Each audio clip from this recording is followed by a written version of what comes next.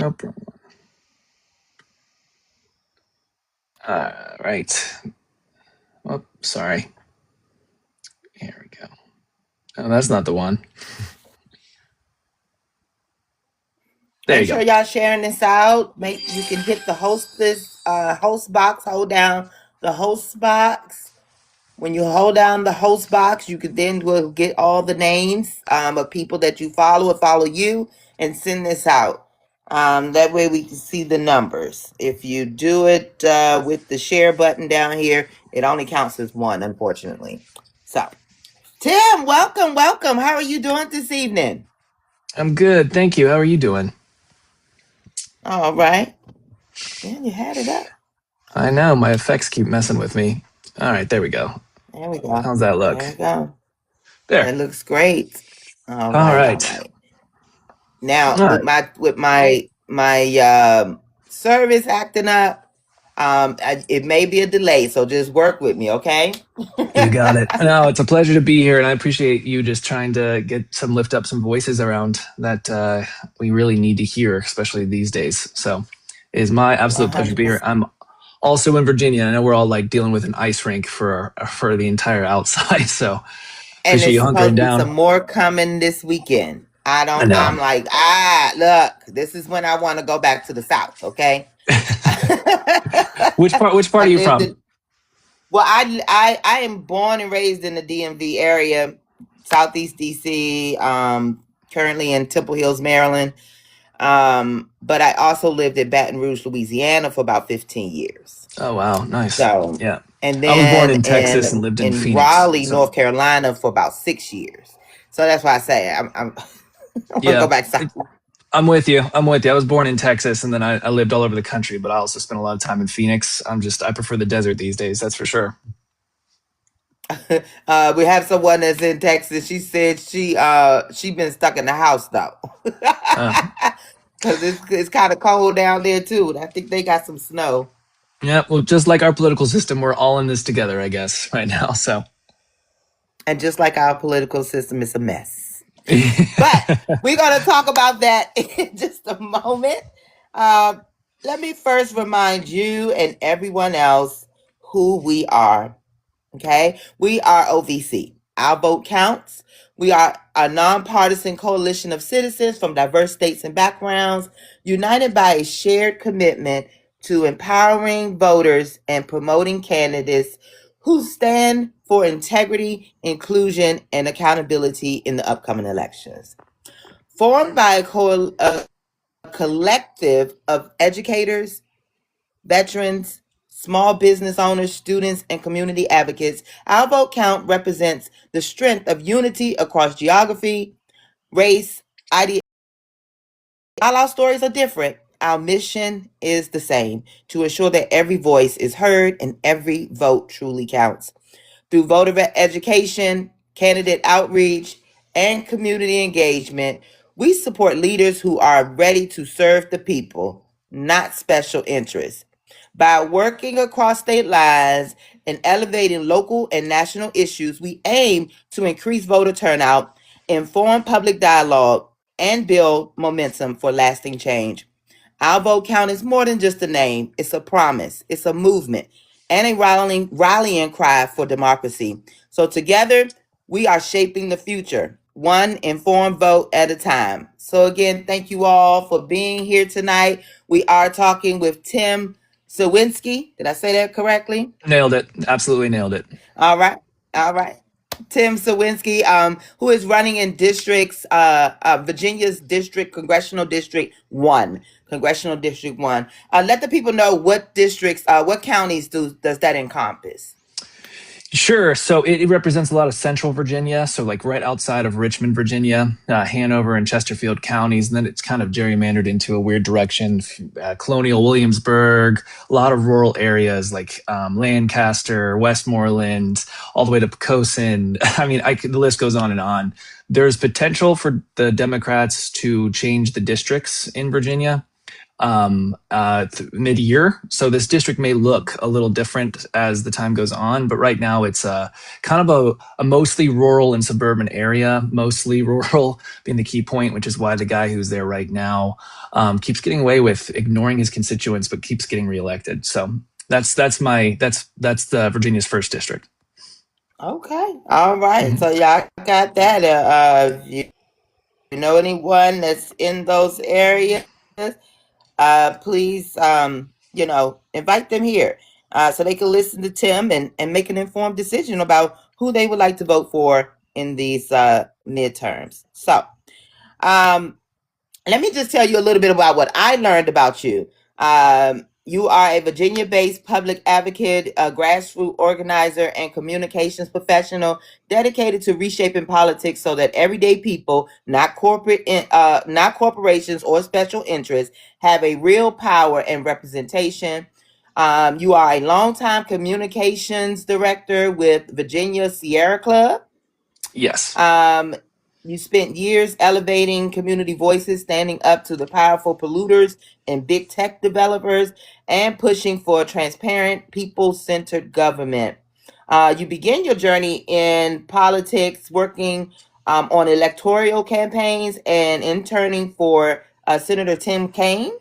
Yeah, not so much of a flex anymore. Right.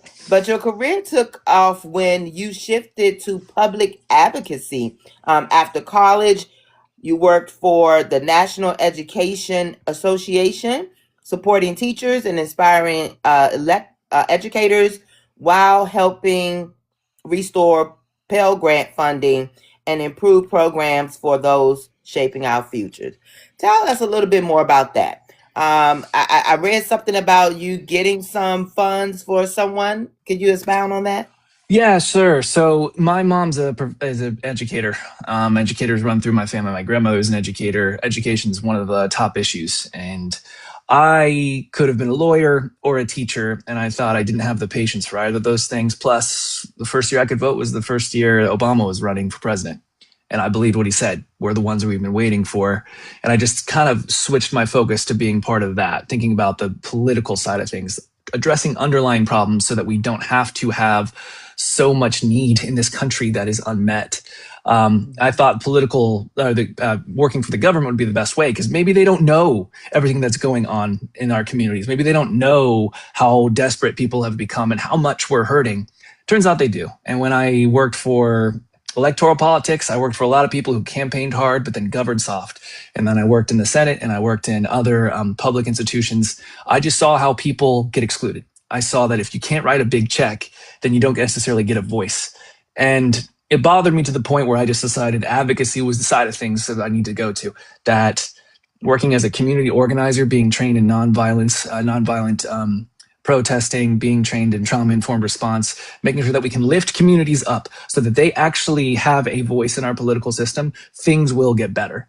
And on a micro level, that works. On a local level, that works all the time. You don't hear it a lot of time from the media because, honestly, a lot of them are owned. Oh, you're back. There you go.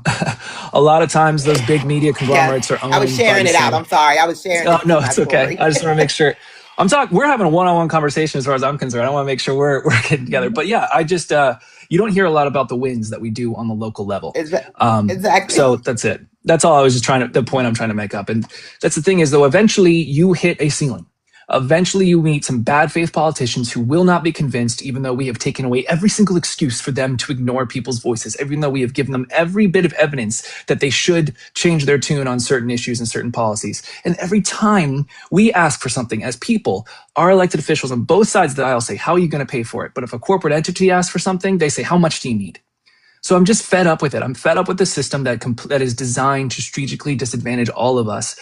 And look, I'm saying this to somebody who's very lucky that I look the way that I do, that I am the sex that I am, and I'm the gender that I am, and I'm a straight guy. Like, I got every bit of advantage, but I've worked in communities of all different types of backgrounds, all different types of income, all different types of socioeconomic status, and we're all feeling it. All of us feel like something is happening to us that is unfair, and our leaders aren't listening to us. So I decided this was the time. that I'm not going to wait for somebody else to do it, that we are the ones we're waiting for. It's not just me, it's all of us. And if we have people who've worked in communities being at the top level, trying to pass policy from the top down, but that's been influenced from the ground up, that's how we make a future that works for all of us, because this country was built by all of us. So our future should be the same. Absolutely. I 100% agree. This is why we decided to do our vote counts, because we like, how can we help? How can we make the difference? And this is the best way we thought we could do it as a collective, by putting your voices out there and actually trying to get people into a Congress that are going to look out for the people and not just say it, right? Right. All Right. My right. biggest gripe with Democrats, by the way, the establishment party and everything, it's like they have begged for power, but then they refuse to wield it when they get there. Like it's not necessarily a right or left thing. People are struggling regardless of who they voted for in the last election. And I'm not saying both sides are the same. I'm not one of those people, but I am saying that we've had an opportunity to make the economy work for everybody and not just be so one-sided where all the wealth's getting sucked up to only a few hundred people all those times. We've had chance after chance to promote quality education and promote social justice and dignity rights for all people. And the Democrats said we do that in 2020, and then they didn't. So I think you're seeing a lot more people like me. You're seeing a lot more people who don't necessarily fit the mold of what a typical politician looks like, because they've had their chance and they blew it. And this is the moment. It's this election that we can decide if we're going to turn the corner and create an era that's beyond the MAGA era and beyond the era what I call the great degradation of dignity, where we saw there was an advancement of social justice and rights and dignity throughout, post-World War II America. And then in the 80s, we just stopped and we reversed course. If we don't do anything about that, we're just going to get another Donald Trump. We're just going to get another bad faith batch of politicians. We've got to address the underlying issues that have created the perfect ecosystem that breeds hatred, that have created the perfect ecosystem that divides, that creates violence and division in our communities, because we're a lot closer to a homeless person than we are a billionaire. We're a lot closer to anyone that you meet on the street than we are in anybody in Congress right now. So things got to change. And if we don't elect the right people, they won't. And that's why I decided to run. Excellent reason. Excellent reason. All right. So we're going to do our icebreaker. And my icebreaker to you, if you could live anywhere else in the world besides the United States, where would you live? There's nowhere else I'd live. I would love to fantasize about living in other places. My grandmother emigrated from Spain, for example. She became a U.S. citizen because she worked for, she was in the intelligence community. But like, this country is imperfect. This country is also the only multiracial democracy in the world. We're the only ones who've ever elected someone who wasn't part of the majority demographic as president. And that's the thing about America. It's like, we've made so many mistakes, but we've also overcome so much struggle. And I think that legacy is something that we live in the shadows of, and it's an obligation. That's what patriotism is to me. It's an obligation to respect our history to the point of not winners and losers, but the people who were told, you can't possibly get more than what you have right now. And they said, I don't care. I'm going to fight anyway. I would, on a vacation side though, I would love to go to Spain. I've been there once and it was great, but that's ultimately like, there's so much going on, especially in recent events, to think like, I know some people have a narrative like, I'm going to leave this country. I can't leave this country because there's too many people here who need more people willing to stand up and fight for each other. We're all in this together. Like I said, this ice storm is an example of that. We're all in this storm of like, we don't know where we're going to go next, but it should be up to us. It should be up to the people. And America is the perfect place to do that, even though right now, all the people of goodwill, we're on the ropes and we're constantly told hope's not worth it. But the thing about hope, it's why they try so hard to extinguish it, is that it's the one thing that we do have that gives us just enough strength to keep pushing back and to keep moving forward. That's what America represents to me. It's potential, it's hope, it's opportunity to fight for more when the odds are against us. And when we have mentality like we do right now, where you see these people coming into the streets, where you see more people speaking out and more people putting themselves and their safety on the lines for people that they don't know, that's the real America to me. That's not siloed to one place or one state or one community. That is what all of us are. And I believe that there's more of us than there are of the people who actually run things in this country, unfortunately. I believe that there's more of us than the lowest common denominator of what you see on social media or in any press conference from the White House. There are. And that's something that's worth fighting for. I'm sorry. I know I'm not being as fun with your icebreaker question because it was a really good one, but like, Oh no, especially no, now, you especially did I'm good. just riled up today. That's all. I'm just riled up. That's good. That's good. You know, people. I got asked, what did I want for my birthday? My birthday was on the 19th. I said a trip to Oh, Bora happy Bora. birthday. Thank you. I'm sorry. I'm sorry. This What is was your one of my answer? this is one of my birthday gifts made by one of my favorite people. And if you would like to get one yourself, go to Black Girl Vibes and get you one. All right. um, so we're gonna go ahead right into our format here. I have 6 topics that I need to go over. We're gonna do about 2 to 3 questions each, depending on how long you answer them. But like I said, we're going to get through the 6 topics within our next hour or so. And I'm also going to do 2 what we call rapid fire questions, which are going to be quick answers, either or, yes or no kind of questions. Okay. So let's start with economic development. Virginia's cost of living has gone up a lot faster than wages, and housing alone is eating up more than 30% of income for a lot of families. What would you actually push for in Congress to help working families get ahead and not just barely survive? This is a bit of a wonky answer, but number one, we got to raise the minimum wage. Number two, we have to rethink in recent memory and almost in our entire recent history has come with the trade-off of either making people sick or pushing people out or raising the cost of living. That's the problem because we're letting corporations get tax incentives to be able to do those things. You mentioned housing. 25% of all houses at the end of the 2024 were bought up by corporations. People say the affordable housing crisis is because of a supply thing. We don't have enough houses. We actually have more houses than most people think. But what's going on is a bunch of single-use housing and apartment complexes are being bought and sold to big businesses to pad their investment portfolio. You shouldn't be able to do that without having well, you shouldn't be able to do that in the first place because these are places people deserve to live. And owning a house is absolutely part of the American dream. And if you're willing to work hard, I don't care what work you're doing, you deserve to be able to save up to have one. But if we can't outright ban it, then we should be taxing the hell out of that so we disincentivize it. Because right now you get tax incentives for buying up affordable housing and just sitting on it, not renting it out or renting it at an outrageous price, waiting for the property values to go up and then selling it to another corporate buddy. This is a crisis that is manufactured by Wall Street because they know that if they artificially inflate the prices by artificially decreasing demand, then they can make a pretty penny out of it. And that is the mentality that I was talking about, this era of the great degradation of dignity. It's when we said dollars are always more important than people. Profit is always more important than people. This is exactly the same thing. Raising the minimum wage is a start, but if we reform the tax code, that's one of the reasons I call myself a reformist Democrat, so that hard work is taxed less. I'm a Democrat thinking that actually everyday people, hardworking Americans should have to pay a lower income tax, but we need to tax corporate greed, Wall Street, more.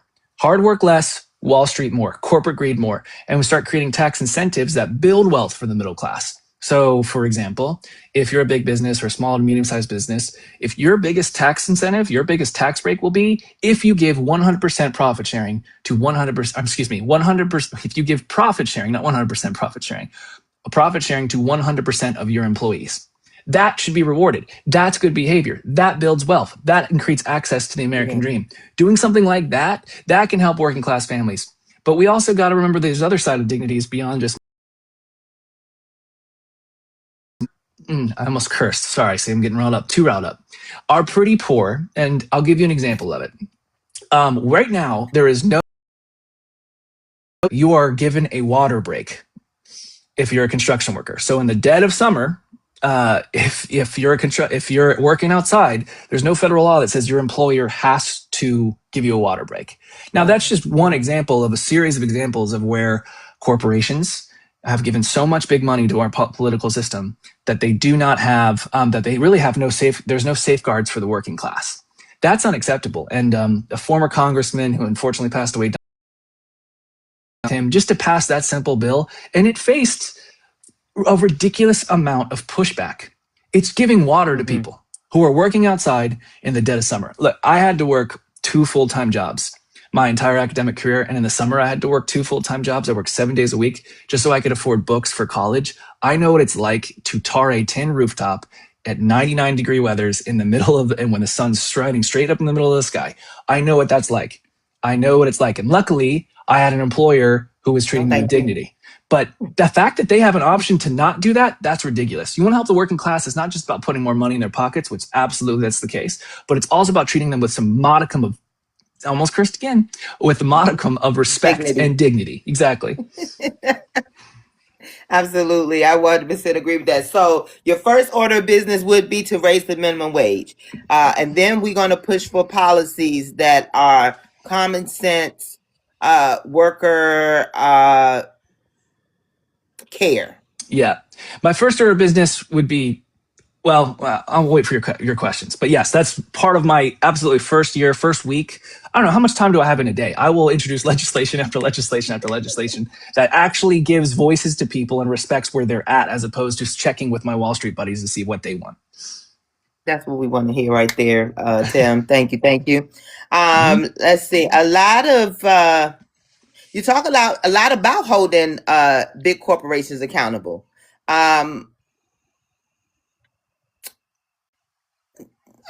You kind of just already you kind of just already told me, like, what does that look like in real life when it comes to bringing good jobs and your district ahead of giving tax breaks to the companies.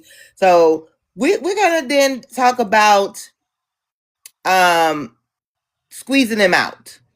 So to help the small business, a lot of small Yeah. businesses say that the big techs and the huge corporations are squeezing them out. What would you do to level the playing field so that local businesses in your community can grow and actually compete?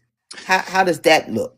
It's I think it's actually a pretty simple economic policy where you just stop subsidizing big business and you start sending taxpayer money to small business. Especially in rural areas, there is a lot of entrepreneurship. The need is the thing that is not the need. The interest is not the thing that's the problem.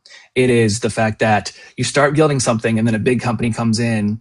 Either Walmart moves up right next to you and says, well, we're going to lower our prices temporarily. So we're going to essentially do the same as buying you out, but essentially just shortchanging you. And then the other side of it is, of course, they're already getting billions, if not trillions of dollars in tax subsidies. That's just the way it is. If we have, and a problem with before is like we've done grants of like you can apply for this grant, but it takes years for you sometimes to receive those for a small business. It shouldn't take that long because, by the way, we're pretty much writing a blank check all the time to big corporations. I mean, the fossil fuel industry receives like $35 billion a year from our taxpayer money. And all they've done is turn around and raise our energy prices. Now, that's partly because of data centers, but also because of corporate greed and the fact that data centers give them the excuse to raise our electric bills.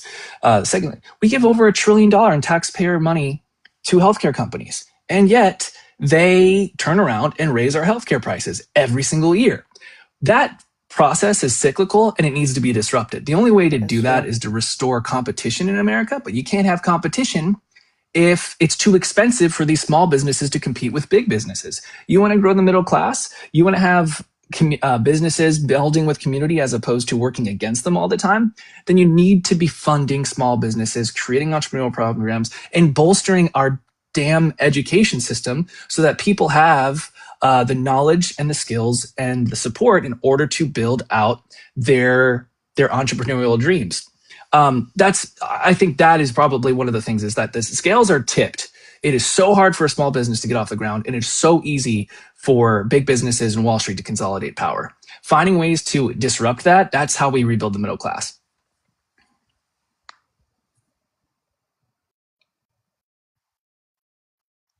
But I mean, I would say, aren't businesses like Walmart necessary? They can supply a bigger population than a small mom and pop. And basically in at the end give more product to more citizens, or more constituents. So how do you convince your constituents that this is that a Walmart isn't exactly what we need here in this town, when they're like, hey, I can go to Walmart and get this, and this, and I'll be done. And say, well, but we want you to support the small businesses more instead? How do you convince them of that? Sure. I mean, Walmart, we subsidize Walmart's employees because a good, like, I think 25% to 40%, depending on who you ask, are on food assistance programs. That's our taxpayer money going to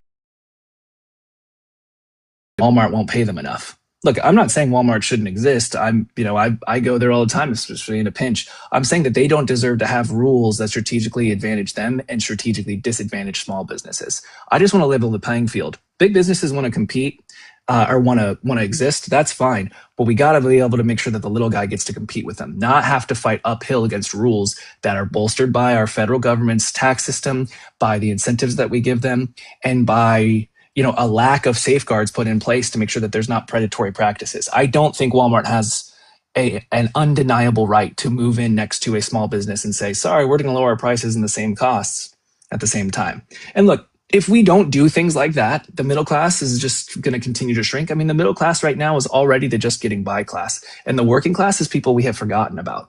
And I know that because I before my career now, which I'm still not easy because of all the student loan debt and everything else that I have, but I make more than the average median family income. And it's still hard to get by.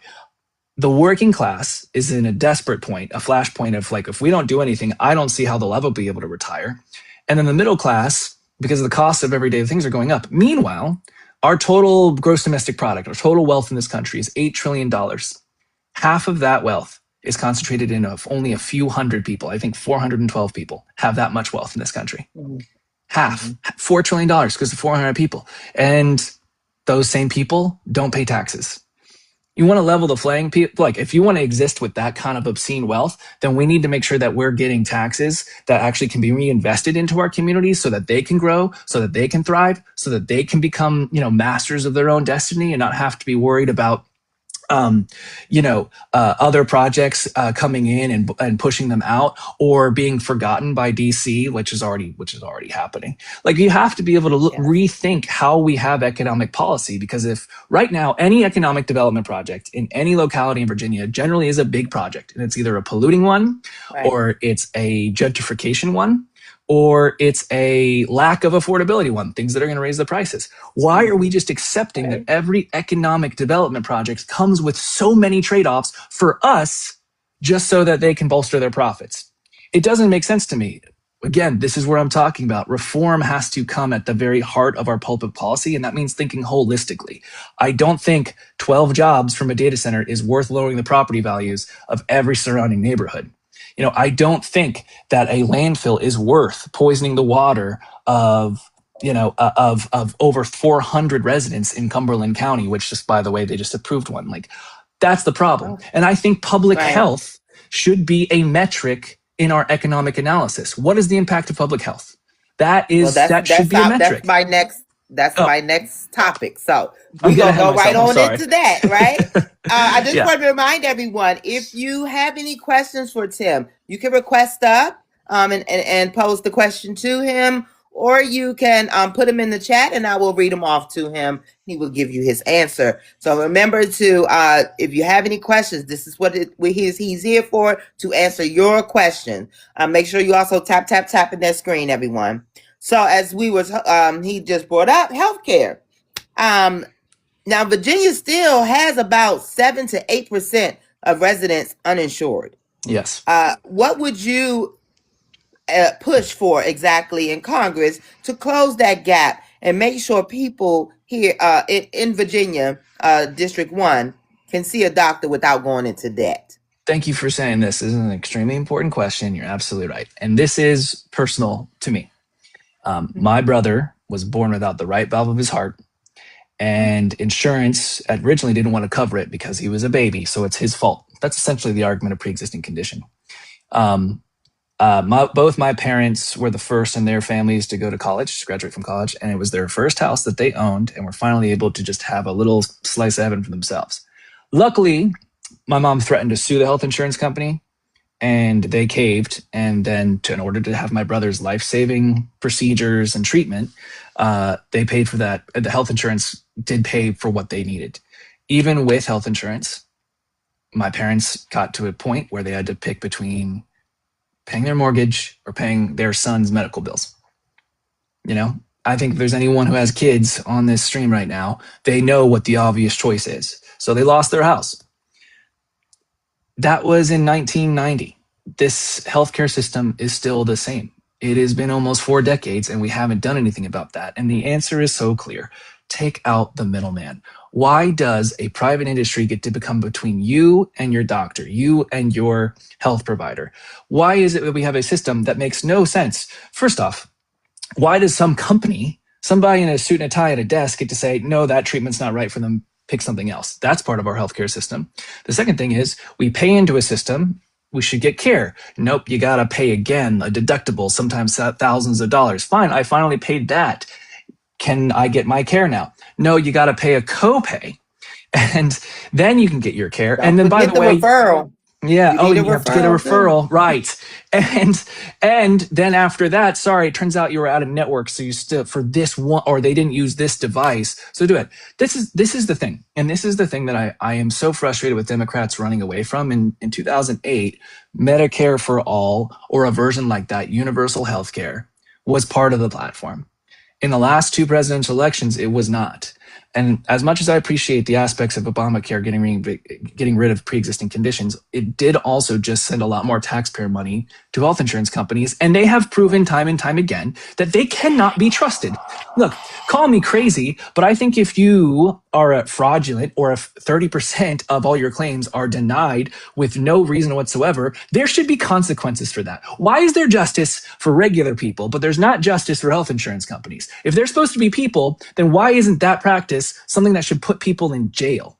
So look, I want to have that argument. If people want to start saying words like socialism or all that stuff, fine. I can whirl with that, but we cannot run away from our values. We cannot run away from a bold vision plan. And if it's getting a public option, that's a great start. If we just have an option that says, fine, you can't afford health insurance in the private sector, then the government will just pay for you just like they do for Medicare and Medicaid expansion, or excuse me, Medicare and Medicaid. And now those private health insurance companies who only care about us in terms of monies, dollars, and a number on the spreadsheet, not as people with hopes and dreams and passions and a lot of things worth living for and pillars of our community and contributing to our society, we are just a number to them. But now they have to compete with a nonprofit agency. If you just create that, healthcare prices will just decrease, because why would anyone want to be with someone who's screwing us over? That's true. I mean, that's it. There are a lot of simple, practical steps we could be taking. But the first thing is the bravery to be able to say, I'm willing to fight for it. And unfortunately, that is something that the fighting spirit is just lost in the modern day Democratic Congressional Party. And I hate to say that because I don't like talking bad about that. I know it's a hard job, but you know what's harder? Losing your house because your son was born without the right valve of his heart. Those are the people we need to be thinking about. And if you're not thinking about them, then you're not thinking about the rest of us. That's just full stop. I cannot be convinced otherwise. Correct. I mean, they a lot of the time the other side or the opposing view is that we can't afford it. We put money into Medicare. We put money into Medicaid now, and now we're putting money into these subsidies. Allocated all that money to make sure every single American has the basic health care, just basic. Yeah. Then we could go a long way. And if you don't feel like you think you're too high class for basic, then you're welcome to pay more. But we want to make sure everyone is taken care of first. You agreed? Yeah, get Hulu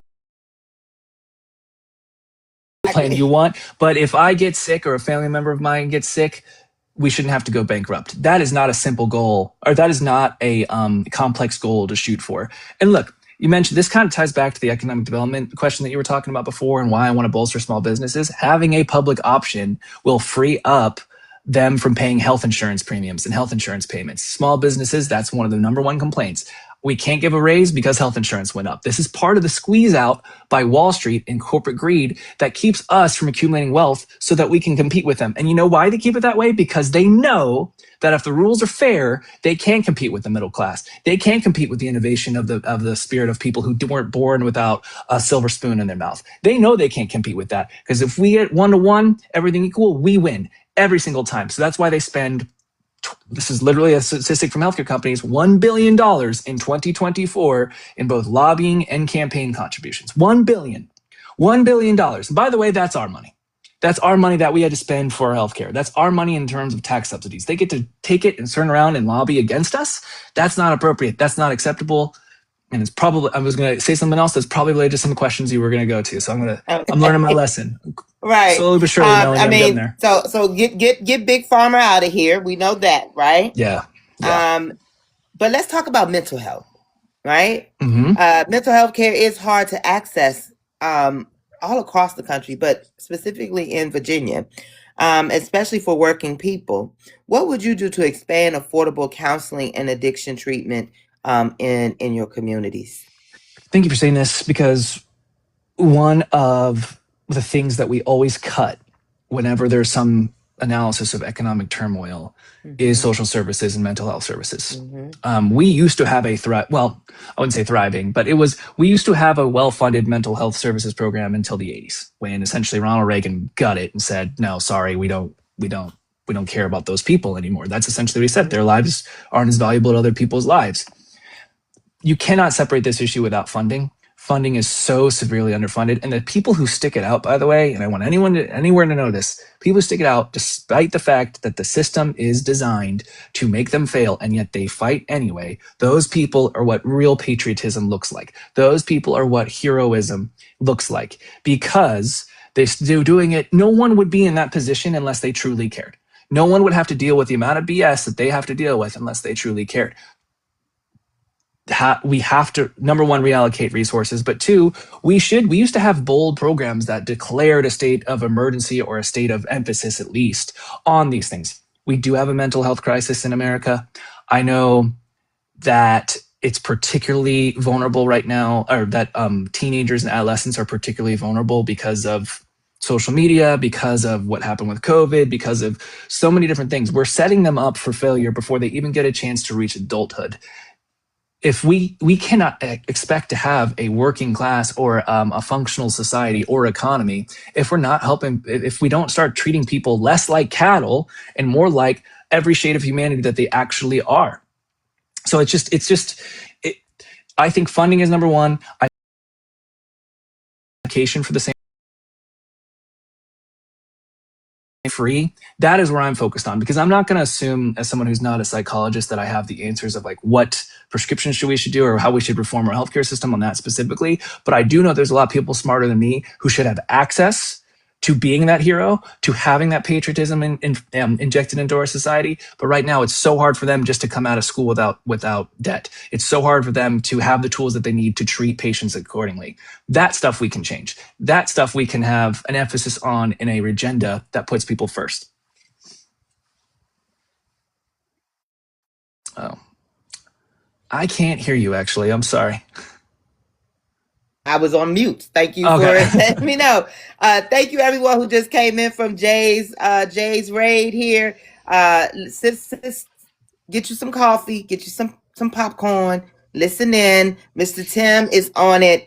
His passion is very evident, and he's going to tell you exactly what he plans on doing when he gets to Congress. So just sit down and listen on in. And if you have any questions, please request up or put them in the chat, and we'll give the questions to Tim and he'll answer them for you. This is for you to find out who you're sending to Congress, who is going to make the difference, who is going to really make this change that I know we all are really looking for. Tim has said it's best, as I can say it. It's time. It's time for us to turn that corner, right, Tim? Absolutely. It better be.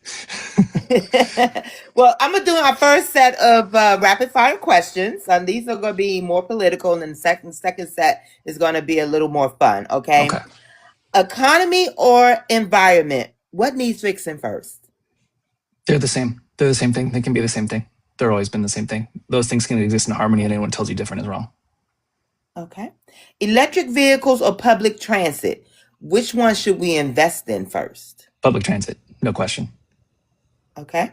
Education funding, teachers first or tech first? Oh God, teachers first. No, these are softballs. I mean, but if the technology that we need isn't there, what are they teaching? No, we went to the moon with pen and paper. We can be fine. We need passionate people in there.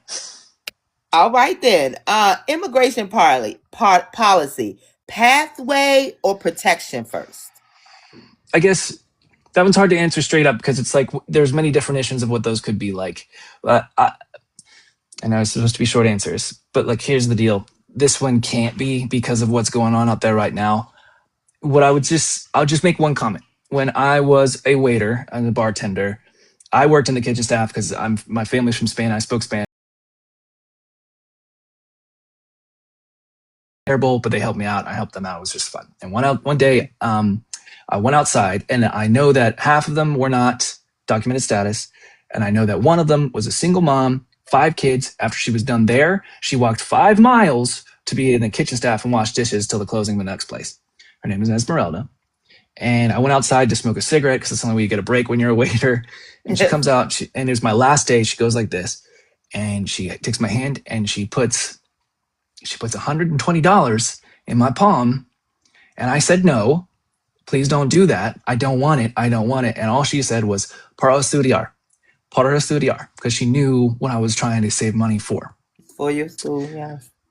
And when we have let our immigration rhetoric get to the point where we are right now, it takes away every humanity, every single aspect of that moment away from her.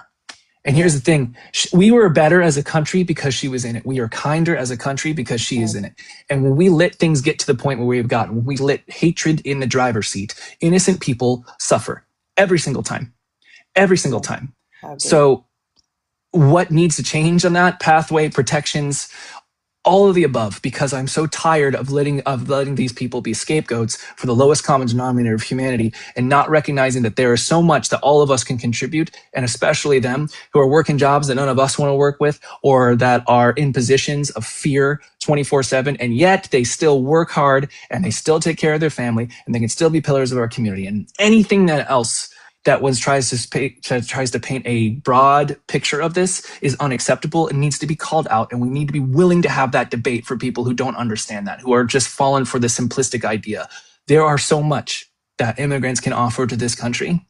And that's something I will never shy away from saying. I don't care if I'm in a right-leaning district or it's not the popular thing to have right now. Sometimes just doing what's right instead of what's politically convenient is more important. And this is the moment when that is true.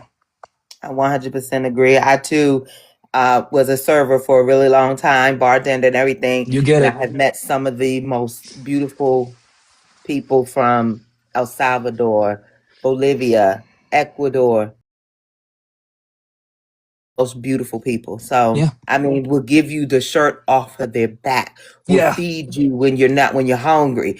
Look, take this. And like you said, you be like, no. They like, look, take it. Right? Exactly. And so the rhetoric I hear too, like, oh, they don't even like us. They don't like America. Why would they want to be here? Right. If Exactly. they didn't like us. I mean, it just doesn't make sense. Okay, next question. College debt. Forgive it or reform it? Forgive it. It's a scam. I have $65,000 worth of student loan debt when I came out of undergrad. I have a master's degree now. Luckily, I found a way to get that debt free. I have paid $38,000. I still owe $50,000. I don't know if student loans are a scam, but the interest definitely is. At this point, it's not worth it. We should forgive it, or at least have a pathway to take away the interest completely, because it's an absolute boondoggle. And again, it's only struggling college students who aren't wealthy that this punishes. When Wall Street wants a bailout, they get it. It's time for regular working area people who are just looking for upward mobility in our economy to get a break too. The government used to give us a break. It's time for them to do it again. All right. So we know that education is in control of the state, right? However, do you feel that it should stay in the state's control, or should it be federally controlled?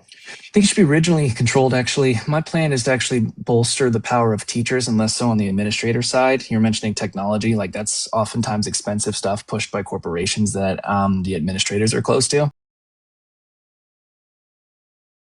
Teaching people what to think is not teaching people how to think. And by the way, what we're doing isn't working. Half of America can't read beyond a 6th grade reading level. You cannot possibly expect to compete with China or India or other economic superpowers if we don't reform our education system. That said, what they teach in California and Alaska is not the same way it's going to look in Virginia. If it's regional, if it's teacher driven, people who are actually I know I have a 3-year-old nephew. The kid is an absolute jerk. I wouldn't have the patience to teach him all the time. But people who care about these kids, even though they're not related to them, that is a job that should be celebrated. That shouldn't be thought of as villains like the GOP is trying to do lately. So I'm sorry, this is short answers, but yeah, right. repeal. So, but I want. Okay, we're going into education after this. I promise. Okay. So I got that answer. All right, sorry. For that. Yeah, I forgot we were on short answers. Lobbyists, necessary evil or just evil? You always say it's not for the bad guys because it's always nonpartisan, non-political, or nonpartisan, nonprofit. So, no one's paying you the big bucks. Yeah, it's educated. It's educated, but reform's necessary. We got to have safeguards in place. Okay. So, last one. If I could choose to get rid of them, though, I would. If it's one or the other, get rid of them. I would. Get rid of honestly. Lobbyists. Yeah. Okay. Yeah. All right. Is banning books ever justified? Probably not. Probably not. I want to say probably not. I mean, protecting children from certain content, I can get on board, but yeah. Okay. Banning books outright, probably not. Okay. So about education. Okay. So let's hit it. So you were saying, let's go more into your idea. You were saying that you think that the teacher should have more of an influence in what the kids are learning. However, we know that schooling as a whole takes funding. It takes that portion. Where should the money, should the federal be in charge of allocating the funds to the different schools, or should we still keep giving it to the states for the states to divide, as we see how that has happened, how that's gone? Or is it you want to create a whole new thing where we have educators in charge of all of that? What do you think? Great question. I do think educators need to be at the top of the upper echelons of making education policy through and through, because they have real world impact. And we have so many people who just look at humans as an ant farm and only in the abstract. And I think that real world connection goes a long way in what people will fight for. Regionally based, it needs to be teacher led. It needs to be that is influenced by the people who are actually shaping young minds, not by people who went to a conference and heard from a bunch of consultants and said, this is the new thing, do this now. And by the way, it's going to cost your school board and school district a whole bunch of money in order to get these new bells and whistles. Put on wrestling shows, not them either. Okay, go ahead. Yeah, exactly. Right. For the funding allocation, we do need to rethink how we're doing that. I mean, it differs by state because there's different clever opportunities to do that. And again, what Chesterfield County, which is in my district, that is $1 billion school budget. Right. And Henrico County doesn't have as much funding resources. And by the way, the school districts don't have any that doesn't have as much funding resources generally are Black and brown. Like, we have to acknowledge that. We have to look at those things, and we have to find funding allocations that is more equitable, that gives everybody a fair shot. I don't know exactly what that structure will look like, and I don't mind saying I don't know, because that's something I need to learn more about. But from an economic standpoint, like we look at education as something that is part of strict rules and teaching to the test, then it's not going to be something that is delivering for students. And make no mistake, the success of our students, the success of our teachers, that is absolutely tied to the success of our states and our communities and our economy. So if we're not giving everybody a fair shot, we're just limiting our potential. And if we're just limiting our potential, then we're failing all Americans. That's why it's patriotic to believe in education. It's also just the right thing to do.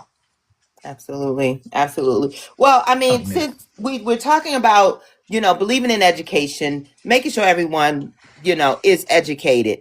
But as we know, a lot of people don't learn on the same levels. Exactly. And once they get that high school diploma, they said they're done with school. But we still need to make sure that they have a career, a job that's going to give them a livable wage, so that they can be successful in society, right? Absolutely. So how do you think the federal government can influence, or what can they do to help job training, or what is it called, like apprenticeship or skilled programs? How can we answer that question? How can we make that more available to the citizens? Yeah, and this is great. And this is where I think the federal government plays a role in coordination of what those things look like. The federal government has a lot of data on the economic trends of what there is. So there might be like manufacturing hubs in one part of a region, and there might be more retail services in another part of that region. Like, we should be giving options as opposed to just you have to take this many classes each time to do this, but rather pathways of like, this is where we're seeing the most economic upside, and we should be investing in those things that give people in local communities who don't necessarily want a 4-year degree or a community college degree or anything like that, the choice, the freedom to figure out if they want to do that. And it would be local leaders involved with that. Private public partnerships can work as long as it's a small business that's tied, or medium-sized businesses that has actual ties to the community, not what we have right now where Pearson's in a headquarters in DC or wherever they are and saying, oh, this will work for everybody. That doesn't make any sense. So again, when I'm saying the curriculum, I'm not just talking about math and reading and English. I am talking about what is the writing on the wall, and how do we reflect those growing needs, and how can we be nimble enough to make sure that we have the funding for it, of course, but also the direction for it, so that we don't just get stuck in kind of an antiquated education system like I believe we have right now. And also take away the stigma of how to have a 4-year degree. I hate that shit. Yes. Okay. Oh, we can say shit? Okay, we're allowed to say shit? Okay. Oh yeah. Well, I hate that bullshit because, one, I was working class before. I couldn't afford to go to school right away. So that was fine. But number two, shut the hell up, because you don't know what it's like. You don't know what it's like. And if you don't know what it's like, you're not going to be able to write policy about it, by the way. And if you are against those kind of things, not having to ever have calloused hands, then shut the hell up. Shut the hell up. That's my campaign slogan sometimes. Shut the hell up if you don't know what you're talking about. Exactly. So again, I'm going to remind everyone, if you have any questions for Tim, please request stuff. I promise you, he will be glad to answer them. No question is dumb. No question is stupid. No, right. Every question is necessary. So request up or put it into the chat. We have talked about economic development. We have talked about healthcare. We are talking about education right now. We're about to go into talking about environment and infrastructure. So if you have any questions, please put them in the chat or request up. Hit the multi-guest request, and y'all come on up and pose your question, please. This is an interactive thing. So again, as I said, environment and infrastructure, right? Nearly 40% of Virginia in poor or mediocre condition. What federal infrastructure money, aside from what Joe Biden has already tried to establish, bring home? Try to do is like large scale projects and not enough into small scale projects. I think that there's a lot of potential to join together some of the things that we also talked about. If we connect them more, you're going to grow economic opportunity for people who otherwise have been left out by what Wall Street deems as valuable. I think one of the ways to do that is connect it by rail. Having a thriving train system that is both cargo and passenger based, so that it doesn't cost as much money to get someone to an area. You don't need a car. I think that by doing that, you can also open up small business hubs around those places to do that. And it creates real, long-term, high-paying local jobs that don't require necessarily high skill, but that require a good work ethic, right? And I think our rural communities and our urban communities, because this has to be a partnership between those, city and see working class people and think, oh, those people wouldn't be willing to do this, especially more in economic times like right now. So those are the type of projects I think we can be looking at, is how do we connect our communities? How do we lessen the reliance on individualism, or at least incentivize a less of a reliance on individualism, and start looking at those things? And by doing that, by the way, I would hope that tide lifts up all boats and it has more exposure to different people, which can maybe let the air out of all the hatred and division we're seeing in this country. Yeah. Roads and infrastructure, again, like, we have the money to fix these things. We do. We just aren't taxing the right people. We're taxing working people too much. We're taxing corporate greed too little. Like there's no my street right outside is literally an ice rink. I have a dog. She just busted through the door a couple minutes ago. And like us walking around outside right now is a tightrope. I just happen to live on a road that does not get plowed. I just do. Oh, It's just what it, and there's a lot of communities in my district that are going through the same thing right now. yeah. And one of the biggest infrastructure package we had in this country was the highway system. Now, the highway system had some major flaws of how it treated communities, create economic opportunity beyond the injustices that we had. Now, I think those things can live in harmony. I don't think we have to sacrifice justice in order to have opportunity. In fact, anyone who tells you that those things are mutually exclusive, I will fight all day to convince them otherwise. But it really is just our fiscal priority. Our fiscal policy is a reflection of what is valuable to our government. And right now, they prioritize subsidies for big business, tax incentive for big businesses, and taxing the hell out of the rest of us and giving us peanuts where they're giving, full scale service to large corporations. Flip driving communities, regardless where it is, and making sure that we're doing things that connect those communities. And that's how things get better. Absolutely. Now,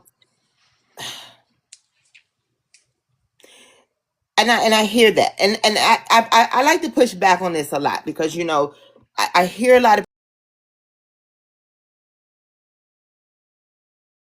and making sure they have what they need, that how to build them up and all of those things.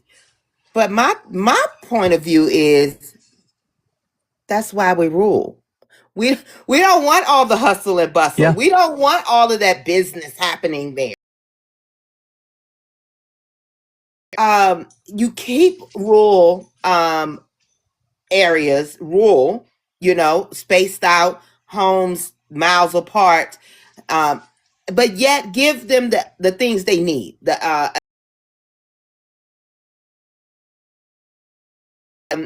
Some sort of transit rail system. Yeah, rail system would be like an example of that, right? Connecting communities. That doesn't necessarily mean it's gonna overflow with cities. By the way, I saw a question in the chat that came up twice, so I'm just going to address it real quick. Go ahead. It says high school students working with community or is one of those areas when that happens. So they have a partnership with schools that actually gives them a pathway exposure to working in, a lot of times it's trade jobs. We actually have a great program in the Richmond area that shows high school students, returning citizens, and other groups that how to build and install solar projects, small solar projects. Right, there's a high demand for solar in this area. That's an example of one of those things that work out for them. So I just wanted to address that. It's that is something that's very doable. And by the way, giving a tax credit to something like that would incentivize it, as opposed to making sure that it's fully funded for those things, because that, again, it gives upward mobility, economic opportunity to people who otherwise wouldn't have it without a little bit of an extra push, a little bit of support from around it. And when those people get jobs in that same industry, they spend it in their local economies. They're more likely to stay in their local economies if they have a good job there. And that's how you, again, rising tide lifts all boats. To your question about keeping the areas rural, is that where we're on now? Yes. Yeah, I think those things can coexist. I mean, if you don't have any upside for economic potential for our rural areas, then you become the dumping ground for urban areas. Where do they put power plants? Where do they put landfills? Where do they put, right now, AI data centers? Those are the areas that they're targeting because they need the space, and they're usually welcomed with welcome arms and great tax incentives. Virginia has more data centers than anywhere else in the world. Number two, about amount of data centers to the state of Virginia is China. All of the new proposals, and there's about 100 or so in the queue, they're all going to rural areas. And is about, the people fighting against it are half black, half white, half Republican, half Democrat, half nowhere in between, nowhere or somewhere in between. They all are coming together in the fact because rural areas are used to this point becoming the dumping ground for everything else, becoming the guinea pigs for economic development that really doesn't work out and doesn't have an upside for people. It just has an upside for some company. That's the options there. So how do we respect the rural character while also making sure that there is enough of an economic apparatus so that they don't have to become the dumping ground? That's the question. like I said, rural, I think is rail is an example of that, because then, you don't have to necessarily build a bunch of housing around that. But if people are using that as a stop section, you can build shopping centers around there. You can build, restaurants that have come from generational recipes, and mom and pop shops that do that. Like, that helps. People will stop by and who takes rail all the time, because I'm dating someone who lives in New York, even though I live in Virginia. Like, it is the better way to travel anyway, and it's than planes or driving yourself because of all the traffic. Like, it's a good way to do it, and like I said, it creates local jobs. It puts money back into local pockets. That money can be spent in the local economies, and that's how you can keep your independence without sacrificing or selling out your communities. That is an example of different economic projects that I think should be building this giant development, housing development, put that in this rural area, and not just here's a landfill, here's a data center, here's a power. The trade-off of making people sick. And I don't accept that, because the same people impacted by those things, those people pay taxes too. Those people contribute to our society and our economy too. But because of where they live or what they look like, they get dumped on by everyone else's bullshit. And that's not acceptable. So there is something to be saying. I can't just be mad at everything. We have to have viable solutions. I just look at rail as an opportunity to do one of those things, not just say everything's bad. Thank you so much. Well, I background up just for her. I mean, I know we're all getting it, but Ohio. Listen, I just had to drive 40 miles with probably 10% visibility. Okay. My sister just told me, so that's how I know. Ohio. Okay. Yeah, please be safe. I know. So, what did you come to ask Mr. Cywinski? Okay, Tim. Yes. I know people have told you this, but you are very smart, like very, very super intelligent. You're like a computer. I love it. I'm driving and I'm listening and I'm nerding out. I love it. Thank you. That means a lot. One of the things I learned about Congress, the U.S. House of Representatives and the Senate, is that they can, because of the funds they give to state and local governments, they can put all kinds of rules and mandates on this funding, right? Mm-hmm. So one of the mandates they could propose is that law enforcement departments, agencies in states and local governments keep track of the number of people who unalive in police custody. And law enforcement agencies don't keep track of this kind of thing. If you want to know the statistics, you have to gather all of the information yourself. Yeah.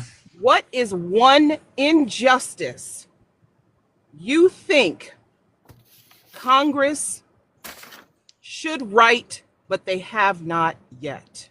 Because the unaliving in police custody, that's an injustice that, we haven't dealt with properly. And we saw, what happened over the weekend. What is one injustice you think Congress can right now in this current session?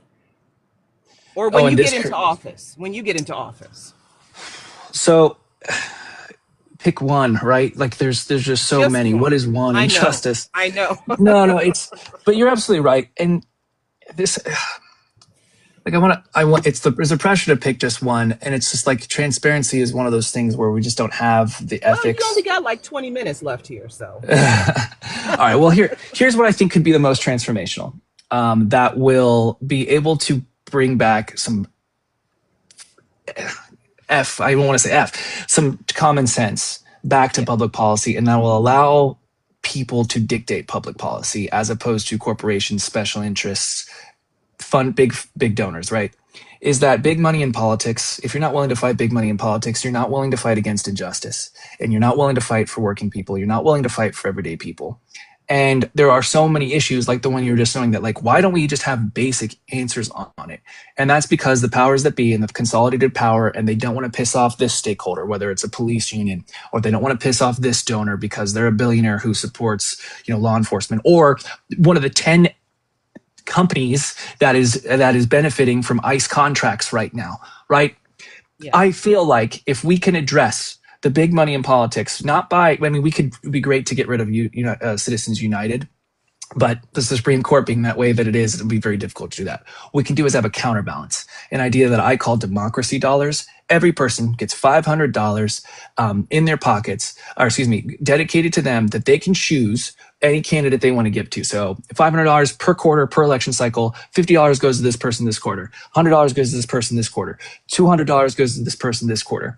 And that way we can have an incentive, number one, an incentive to strengthen our democracy, because now people like me who are not wealthy or well-connected, having a hard time fundraising, which is not the point. You deserve someone who's going to focus more on raising voices than raising money, has an incentive to go to community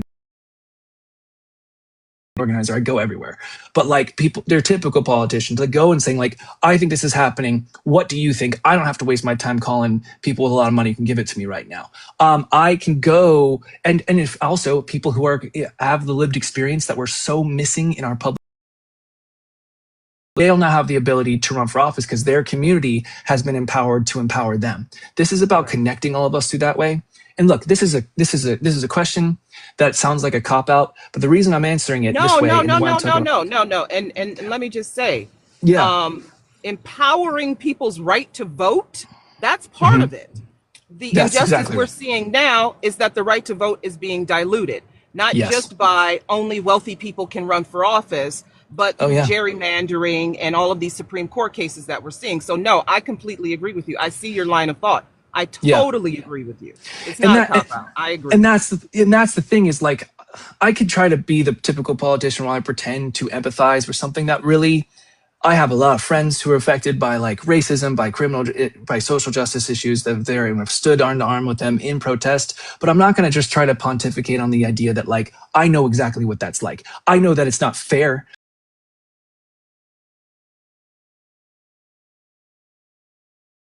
I can't just pretend like that, but I want to be able to empower the people that are facing those injustices every single goddamn day, because those are the people that can do the most good for this country and can right the most wrongs for this country. And that's why I think my democracy dollars plan of connecting us, empowering us, making sure that, we have a seat at the table. That's how we get this country to work for all of us. Because like I said at the beginning, it was built by all of us. Our future should be the same. Tim for president. Hello. Thank you for that answer. I really appreciate that. Was very thoughtful and clever. I love that. Thank you so much. Exactly. Ayana. It helps if you're sincere. That's the deal. Yeah, yes, it does. Be true to yourself. Absolutely. Good luck with your race. Thank you so much. Thanks for stopping in, and drive safe, please. We're helping him for when he, has to actually do a debate and stuff. Hone his language in, because he's ready to just say fuck. I really am. It's been so hard not to say. Melanie knows. We're helping him out. Thank you for coming up, Ayana. No more. I'm gonna ask for no more snow for you, man. No more snow. Thank you. Okay. Appreciate it. Yeah, I'll be thinking. All right. So, Tim, we're gonna go into my second set of rapid fire questions. Yeah. Let's go. No MAGA. Crocheted, like hand crocheted, personally crocheted. And it looks great. I know, thank you. Mm-hmm. And it's my commander's colors. Okay, in case you didn't realize, that's the. Yeah, it's okay. Yeah, no, we won't even talk about fandom right now. All my friends are commanders. My family's from Philadelphia. That's all I'll say. So. Who? Yeah. He thinks he likes MAGA. He thinks. I'm gonna tell you that. But he's a Philadelphian, so he might stay around and listen. Outer space or bottom of the sea? Outer space. Christmas or your birthday? My birthday. Okay. Smartest person in the world or richest person in the world? Neither. I don't want to hang out with either of those people. Who do you want to? Neither again. I'm sorry. Because I want people to want to hang out with me. I know, right? See the future or change the past? See the future. Okay. Time machine or magic wand? Magic wand, easy. Let's see. Growth or security? Growth. Okay. You want to be cherished or respected? Hopeful.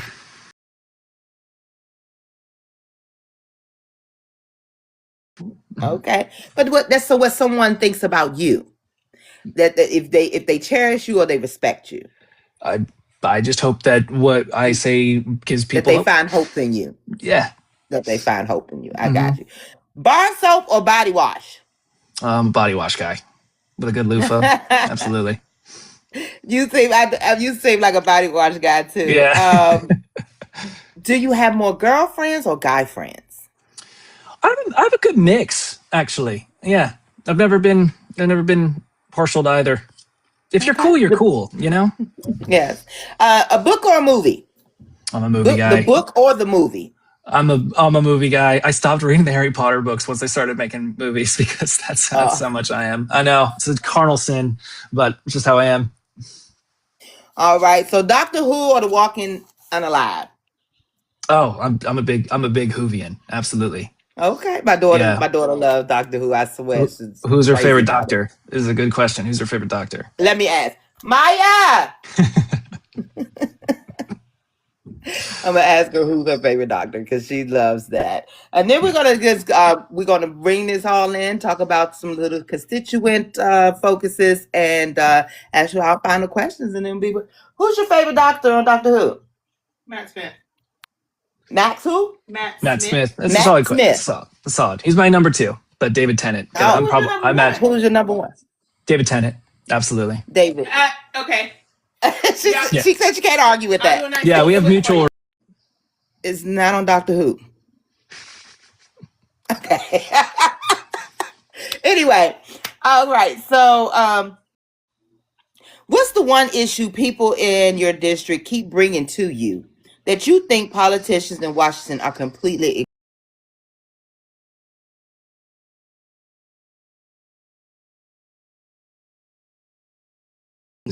the outrageous costs for everything. So I call every single donor, no matter how much money they give me, regardless if they're in my district and regardless of how long it takes me. So almost everybody gives me $25. The people who give me more than that, the few who have, they don't really need a call. The people who give me less, one person gave me $5. I called them. And the reason that they gave me $5 is because they saw that part on my website and said, this will be the only chance I have to talk to someone who is seeking political practice is gone, especially since the House of Representatives was designed to be the most accessible part of our federal government. And I tell that people, and it's like shocking to think that that was the case. First call, woman has cancer.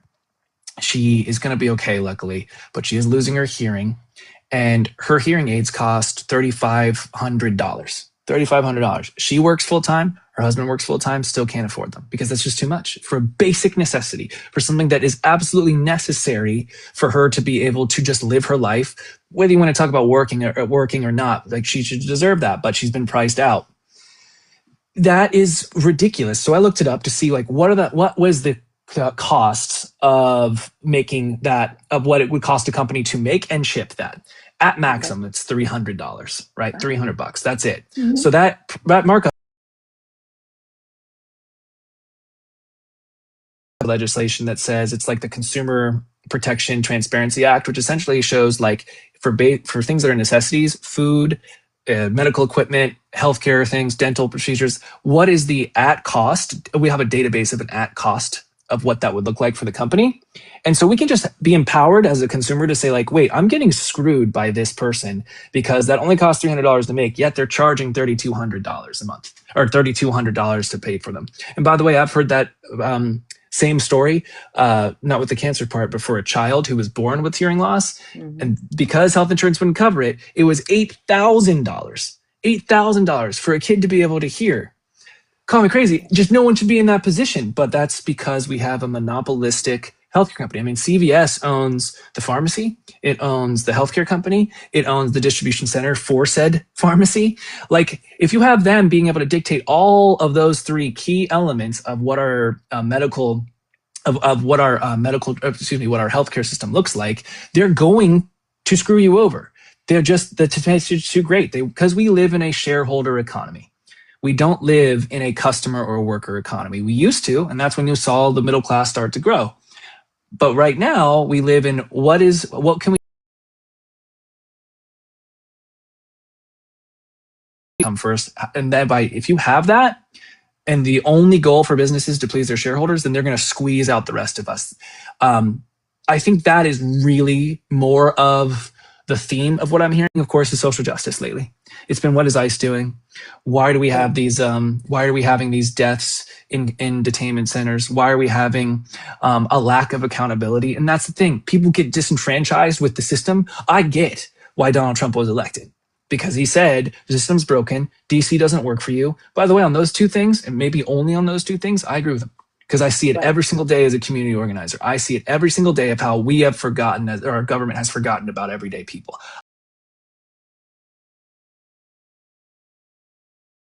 People that he said he was fighting against. Like record profits for every single corporation who paid less in taxes than the vast majority of Americans, where our costs all went up so that we could give a tax break to the wealthiest, so that we could. The system is broken, or depending on how you look at it, the system's fixed. It's fixed for the haves, even though that comes at the expense of the have-nots. So when I call myself a reformist, I'm not just talking about policy. I am talking about economics, and I'm also talking about how we run our politics, how we people run for office, but I'm also talking about the party that cannot forget to push for these things, because the Democrats haven't been good on the economy either. That is a fundamental truth. That is why Donald Trump got elected twice. That is why we're in the position that we're in right now. So unless we deliver on that and address the better, we're going to be round and round it goes every single time. That's why we need a new generation of leadership and a new class of politician. And that's what I'm trying to be.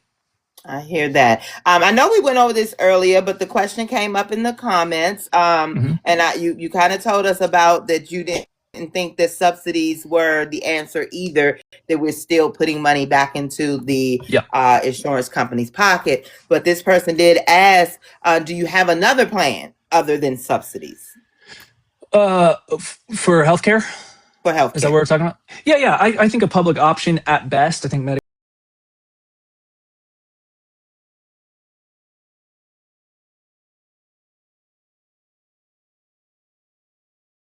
afford it, but they've said that for every excuse. Every big industry has said that for every excuse ever, for anything that was actually worthwhile. Clean Air, Clean Water Act. Companies all said it's not technologically possible. We can't possibly do it. We passed it anyway, and sure enough, you saw a significant. They all hit the standards, every single one of them, because they had to. That's the thing, is we got to start calling out the bullshit from companies to say like, oh, this bill, when in reality they just don't want rules put upon them. They want to write their own rules. So a public option is a competition maneuver, and that's like a short-term thing. If we can do that, great. But we do need to get a process of taking profits out of healthcare completely. That is what I will fight for. Sometimes some people may call that Medicaid expansion. It could be a different type of program of how it's funded technically. But universal healthcare that's not tied to profits, that's where we go. That's the end goal, and that's a grand strategy that people can win on. By the way, they're just not willing to have the debate. So yeah, that's what I mean. So subsidies to a public option, you're going to see costs lower from the healthcare companies now, because now they have to compete with a nonprofit. That would be huge. That would be huge in itself, but the work wouldn't be done just then. Okay, thank you so much for that. So once your first term is over, after 2 years, yeah, what would you like your constituents? What would you like them to be able to say that Tim Cywinski did for me? What are you hoping that comes from that? I can't promise. It would be irresponsible to promise that I can accomplish all the things that I want to get done. What I can promise is that I will fight like hell every single day to get them done, though. To do every single thing. All I hope that whatever my career looks, if I win this primary and then win the general election, if people say that's a guy who fights for us, that's enough for me. Well, that would be good enough for me for a first term. If I ended up becoming longer in politics, it better be he was the reason taking people's voices with me. That is the point, because that is what we're missing in politics. And if we can accomplish that, if we can put people in an influential position where influence in this country, but we can't just keep acting like excluding people is the answer. It's not. They want to tell you that you're not smart enough or rich enough or. Agreed. Last question. You've built your campaign around rejecting corporate PAC money and calling every donor yourself. How do you think that changes the kind of representative you'll be once you're in Congress? It makes me a better candidate. This isn't noble. I want to make this very clear. I reject that notion. That should be the standard. It should be the standard that people have FaceTime with the candidates and hopefully when they become a congressperson with them as well. Like Rob Whitman, who is the guy who's currently there, he hasn't had a town hall since 2018. Like he has not as many people as I possibly can, especially the ones who don't feel like they're heard. And that bolsters my ability to, like the young lady was talking about earlier, like you sound very smart. That's because I'm listening to people. I didn't have any policy platform on disabilities, on people with disabilities, and I didn't know, because it's not something that is something have a lived experience in. I didn't know that there was a marriage equality issue. Move in necessarily with the person you love because you'll lose them because your income will become too high to have them. There's a great movie called Patrice that everyone should check out. It's a total tearjerker. I didn't know that the Americans with Disability Act didn't go far enough to really make sure that it's living up to the promise of our obligation to take care of people regardless of what their abilities look like. I didn't know that you shouldn't park next to a handicap spot because they're mobility challenged. They literally cannot. And that's the thing. I've talked to a mother and a daughter who are impacted by this issue. Every single day that they go out is an absolute challenge where if one thing goes wrong, they have to cancel everything. I do not accept that. I do not accept living in a country that says we don't care about that. That those people don't matter as much, because if you're saying that person doesn't matter, you're saying this. You know what I mean? Yeah. So like now, and then sure enough, the next speech I gave, someone asked me, what am I going to do for people with disabilities? I was able to draw off the things that I learned from listening to people to have a satisfying answer to that person, and also give me a holistic idea of what our policy should look like. And I'm not done. I want to continue to keep talking to people, hearing their stories, because I'm not satisfied with not knowing. I'm not satisfied with not being able to answer people's questions. I'm happy to say I don't know when I don't know, but I write them down. I look at how federal policy can help, or I look at ways that I can lift up different arguments that will at least persuade people. Because if I can't do anything else, at least I'm willing to have the debate. At least I'm willing to have the rhetoric that says we deserve better. That's why my campaign slogan's a new way forward, because that's the standard. It's not noble. It's not even that great. It's pretty easy to do things this way. We just have people who are running for office who refuse to. Absolutely. You deserve better. Absolutely. We deserve better. Ms. J, I see you had a question, something about convicts. If you want to come up and ask, that would be great. Our show is still about 7:30, but if someone out there has a question, I'm sure he wants to answer it. So if you like to request up, that's fine. If not, we'll move on and finish this on up. Tim, this has been an absolute pleasure speaking with you. Okay, yeah, there we go. Good. There we are. She decided to come up, so we want to get this every morning. Let me say this. Let me say this, Tim. Let me say this. Great. Okay. Mm-hmm.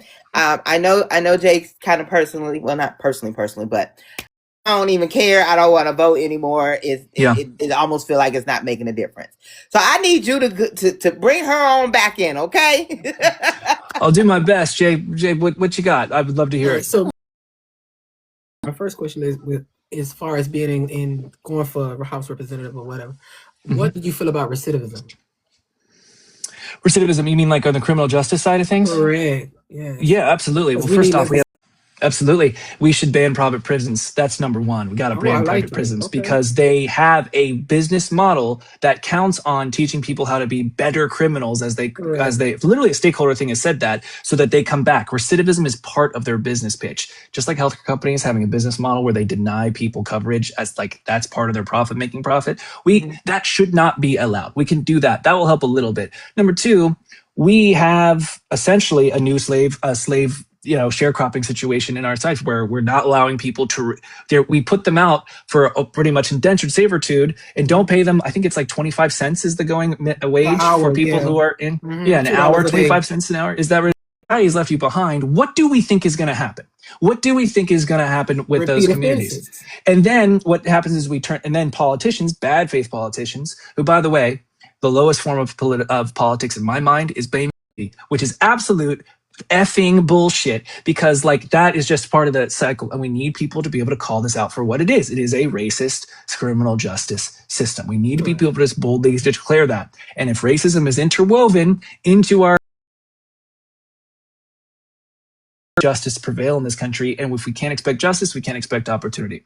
We do need to be funding educational programs in our criminal justice system. We need to be bolstering social workers to stop from recidivism, and we also need to be thinking about drug addiction, not drug punishment. Now, we can have a different side of things when it comes to dealers, right? And like distributions things. But again, we could also reform that. There's different ways that we can look at our drug system as it is currently laid out is obviously designed to punish people who are not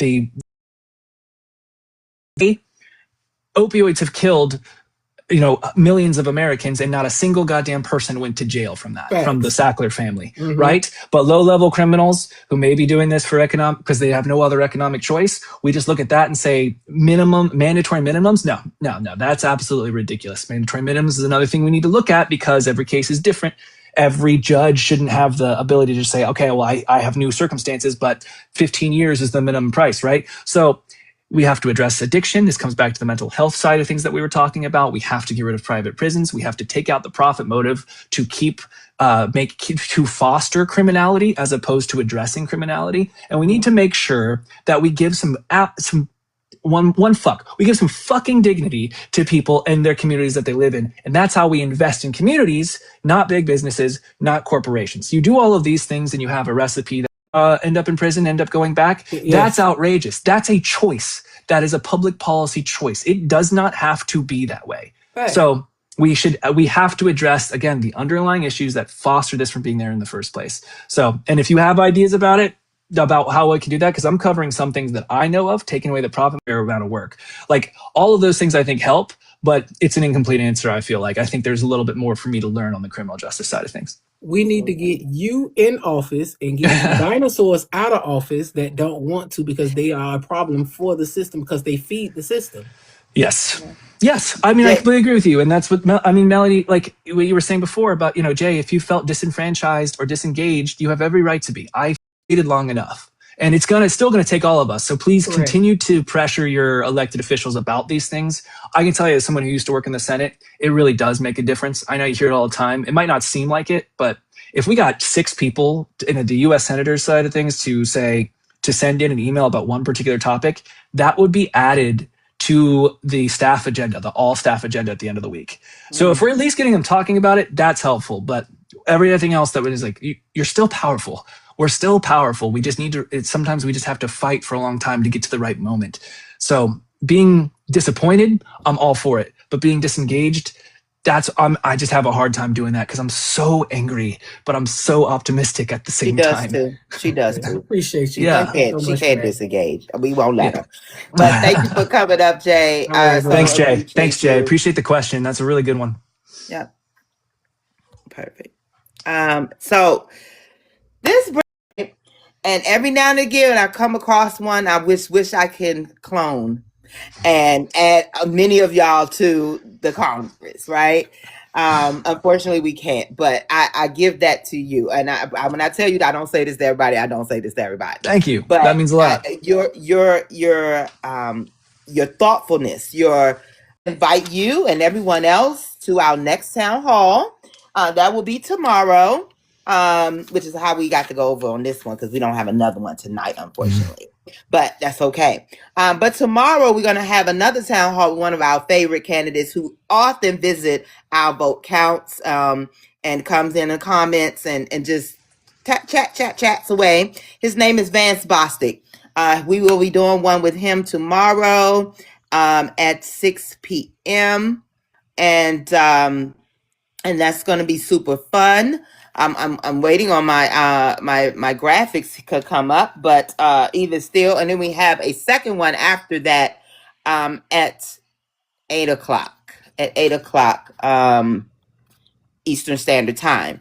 But I also want to invite I know you would be an excellent, excellent addition to our roundtables that we have.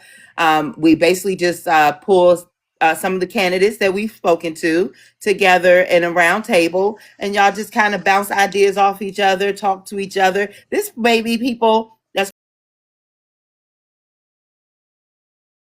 so we want y'all to already have a head start, already have been brainstorming with each other to know what you're going in there to do, right? So you look for that invite in your emails to make sure that you check that out so that you get your invite to come to the round table. I thank each and every person in here for joining us tonight. I thank OVC and the audience for your participation. It has been such a pleasure. Tim, did you have my website, Vote Tim VA, or at Vote Tim VA is all my tags on social media. Follow along, and on my website you can also send in a message if there's things you think I should be focused. We're putting people's voices out there that otherwise wouldn't. I cannot tell you the potential of what that does. I cannot tell you how important that is, and I can't tell you how much it means to me, because it's hard to be a non-status quo candidate. It's hard to get taken seriously. It's just hard to even have the opportunity to voice your concerns and your ideas. But when we get to do that in places like this and in people with people like you, it means the world to us. So just know that. And if every candidate doesn't say thank you like I am, screw them, because you deserve that. I'm seriously, it's all the gratitude I have. And thank all of everyone so listening to this too. This has just been great for me. I really love it. All right. Let me just remind everyone who OVC is. OVC is a nonpartisan movement uniting Americans from all walks of life to empower voters, support candidates of integrity, and ensure every voice is heard. Through education, outreach, accountability, and action, we're building a stronger democracy, one informed vote at a time. So make sure you join us. And Tim's dog there, you didn't tell us you had a dog. We love dogs around here. Make sure you join us, because your vote is your power. Thank you, everyone. Y'all make sure y'all have a good night. Thanks again. Thank you.